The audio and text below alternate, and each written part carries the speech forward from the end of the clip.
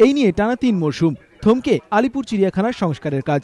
আলিপুর চিড়িয়াখানার electronic gate প্রায় 75% কাজ এগোলেও মাঝপথেই তা বন্ধ। সংস্কারের অভাবে সাপ রাখার রেপটাইল হাউস সেটাও বন্ধ। পরিষেবার অভাব ও গাফিলতির অভিযোগ দর্শকদের। সরকারের সদিচ্ছা নিয়েই প্রশ্ন।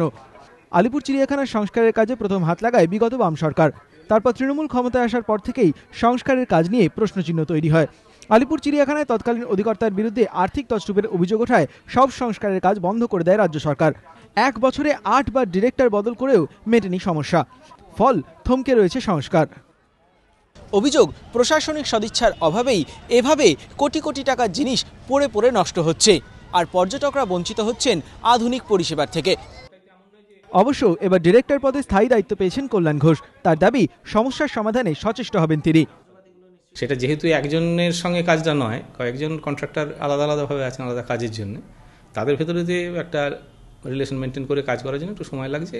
রেগুলারাইজ করে নিয়ে শুরু করেছি আমরা, আশা করছি শেষ হবে। তো মরশুম তো আর আমাদের কাজের জন্য অপেক্ষা করবে না, সে আসবে এবং চলেও যাবে। শীতকালে যেমন ভিড় বেশি হয়, হবেই।